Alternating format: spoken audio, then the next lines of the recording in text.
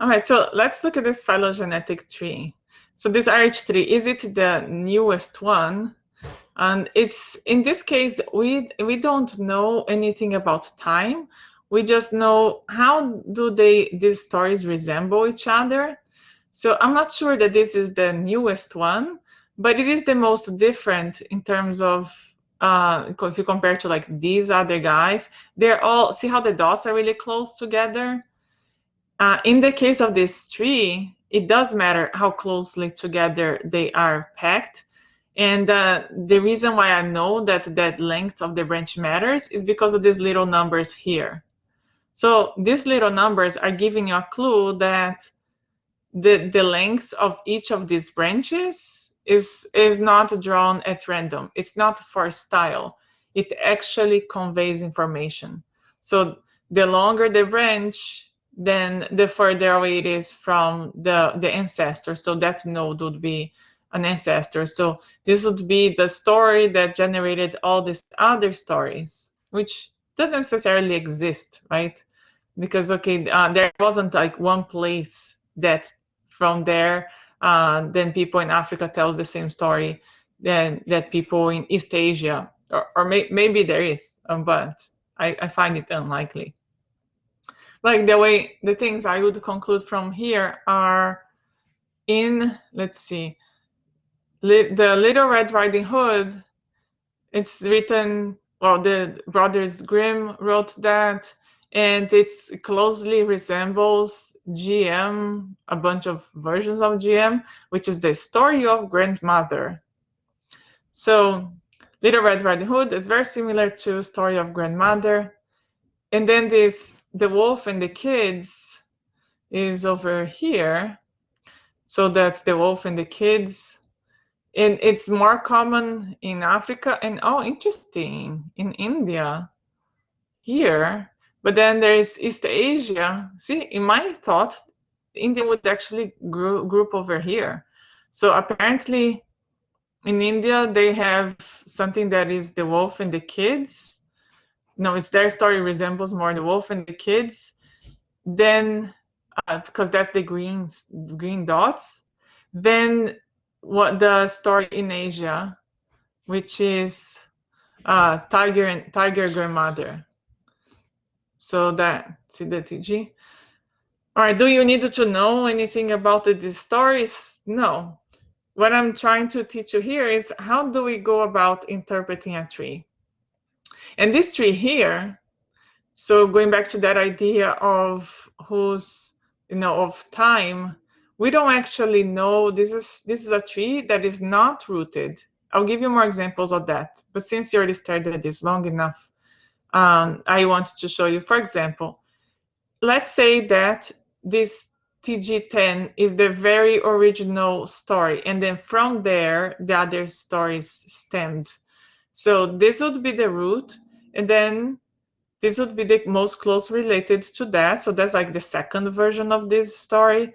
And then these other ones, and that, and everything else.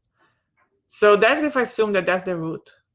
But I don't actually have information to assume that this is the root.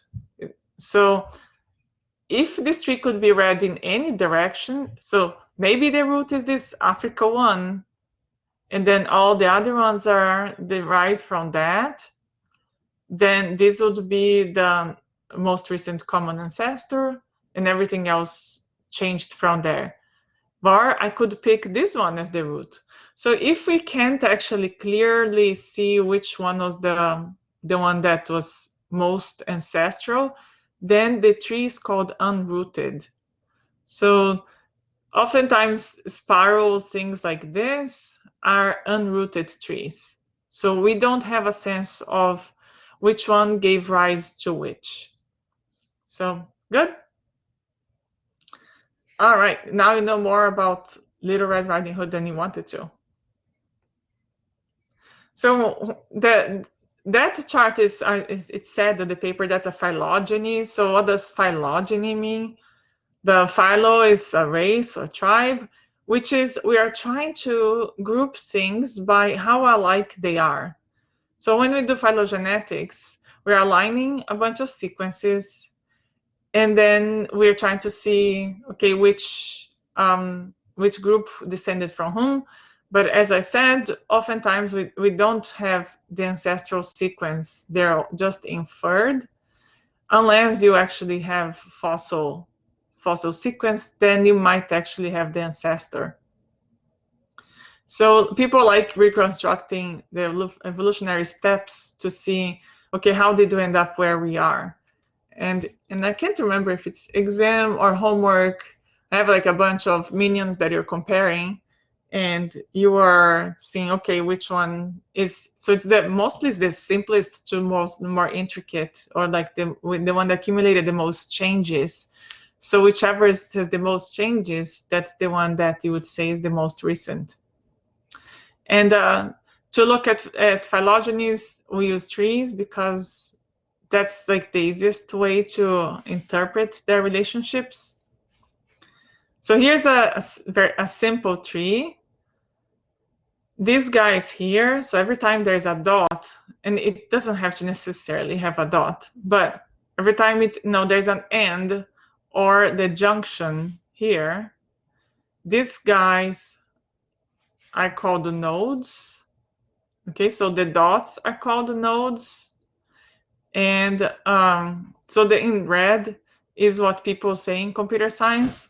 So these are nodes, node. These are called terminal nodes because there's no other branch coming out of them. So terminal nodes.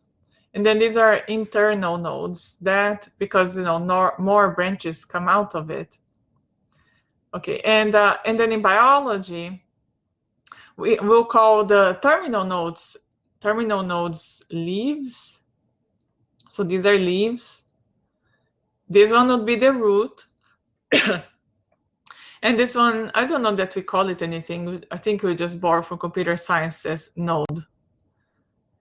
So yeah, so terminal nodes are leaves, and internal nodes and root are also node. All right, so well, that's me now. If you didn't write it down, you have it written down there.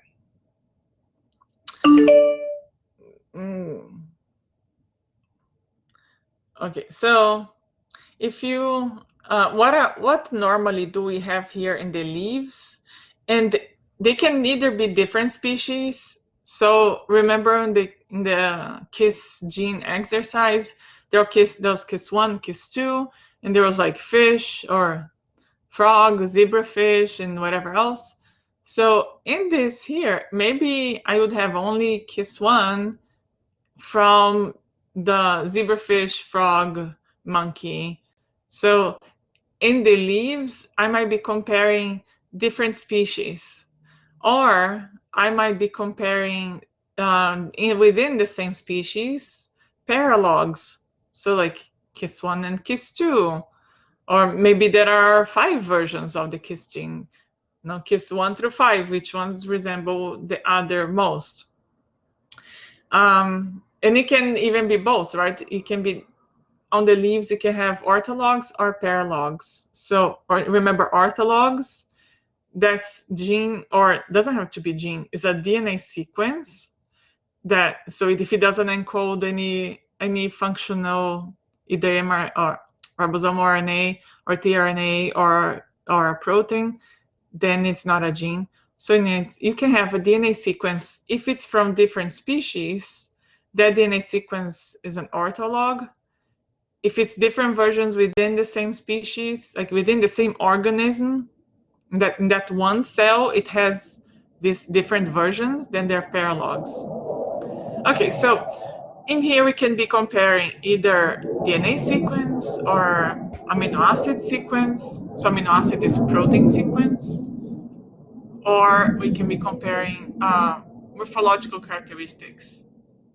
So this is how people did phylogenetics before we had the DNA or protein sequence. You'd group stuff by color or whether or not it has a fin or whatever. So that phylogenetic trees are pretty old. The idea is pretty old.